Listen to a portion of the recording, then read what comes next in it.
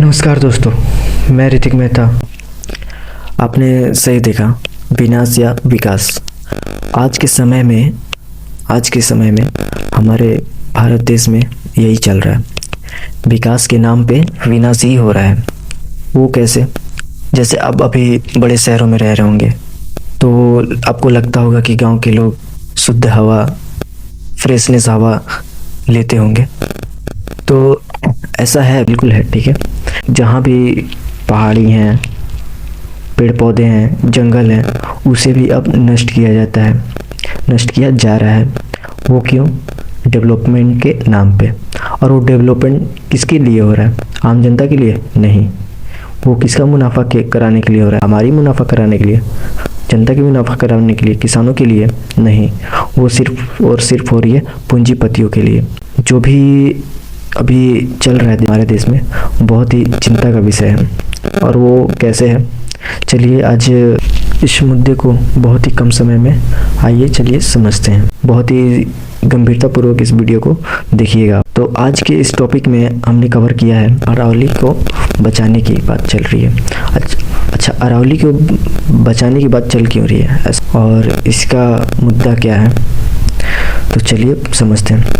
अरावली पहाड़ से जुड़ा नया नियम अभी दिसंबर 25 के माह में ही अभी नया नियम सुप्रीम कोर्ट ने लागू किया है, जिसे लोग कह रहे हैं अब अरावली पहाड़ तोड़े जाएंगे।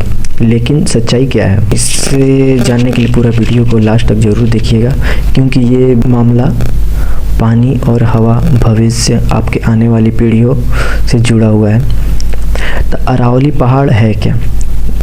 दोस्तों, अरावली पर्वतमाला भारत की सबसे पुरानी पहाड़ियों में से एक है, जो गुजरात, हरियाणा, दिल्ली तक फैली हुई है। यही पहाड़ रेगिस्तान को फैलने से रोकते हैं, ग्राउंड वाटर को बचाते हैं, प्रदूषण और धूल को कम करते हैं। अभी दिल्ली में इतनी त्रहिमाम चल रही है वायु को लेकर, इन पे कंट्रोल नहीं कर रही है सरकार। बाकी अब जो भी पहाड़ियाँ हैं वो रुकाव कर रही है, पहाड़ उन्हें भी अब नष्ट करने की कोशिश कर रही है। हाल ही में सुप्रीम कोर्ट ने अरावली पहाड़ की नई परिभाषा को मंजूरी दी है। नई परिभाषा के अनुसार अब सिर्फ वही पहाड़ अरावली माने जाएंगे जिनकी ऊंचाई आसपास के इलाकों से 100 मीटर है। ठीक, इसका मतलब अरावली का लगभग 90% भाग अब कानूनी रूप से अरावली पहाड़ नहीं माना जाएगा। लोग क्यों कह रहे हैं कि पहाड़ तोड़े जाएंगे, आइए समझते हैं। क्योंकि दोस्तों, जो इलाकों में वहाँ खनन, निर्माण, रोड, फैक्ट्री, प्रोजेक्ट करना और भी आसान हो जाएगा। और ये माफियाओं के लिए एकदम खुली एक निमंत्रण है, जो कि ग्रीन सिग्नल का इंडिकेट करता है। इसी वजह से लोगों में डर है कि अरावली धीरे धीरे ख़त्म कर दी जाएगी।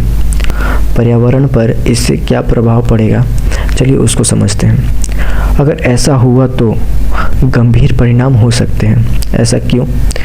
क्योंकि पानी का लेवल और नीचे चला जाएगा, धूल प्रदूषण बढ़ेगा, गर्मी और सुखाड़ बढ़ेगा। दिल्ली, एनसीआर और राजस्थान ज़्यादा प्रभावित होंगे, जो कि अभी प्रभावित हैं, उससे अभी और कई गुना ज़्यादा प्रभावित हो सकते हैं। इसलिए पर्यावरण विशेषज्ञ इसका विरोध कर रहे हैं। कई सामाजिक कार्यकर्ता और नेता इस फैसले को अरावली के लिए खतरा बता रहे हैं।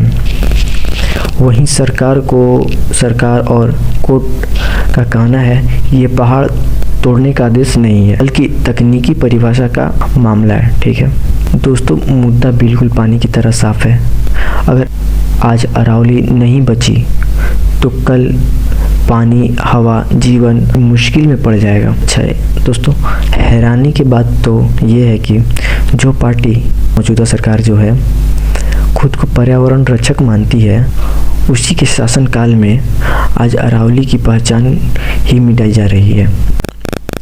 अभी सरकार कहती है ये पहाड़ नहीं है, लेकिन सवाल ये है, अगर ये पहाड़ नहीं थे तो आज तक इन्हें बचाने के लिए कानून क्यों थे? चुनाव के समय पेड़ पौधे याद आते हैं इनको, बाकी सत्ता में आते ही एक ये मुद्दा हो जाता है, पहाड़ों की ऊंचाई नापकर उन्हें ख़त्म करने का रास्ता बना दिया जाता है। और वो किन के लिए? सिर्फ पूंजीपतियों के लिए। ये आपके लिए नहीं है, ये हमारे लिए नहीं है, ना ही ये किसानों के लिए मुनाफे की बात है, ये सिर्फ पूंजीपतियों का है।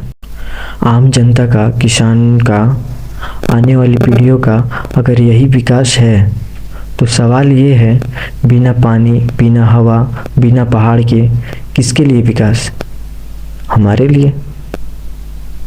हमारे लिए तो नहीं हो सकता। ये किसी भी पार्टी के खिलाफ नहीं है, बल्कि प्रकृति के पक्ष में सवाल उठाने की कोशिश है। अगर अरावली को आप सपोर्ट करना चाहते हैं तो वीडियो को शेयर करें।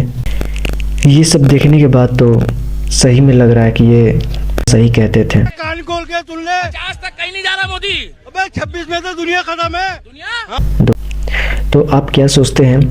कमेंट में ज़रूर बताएं।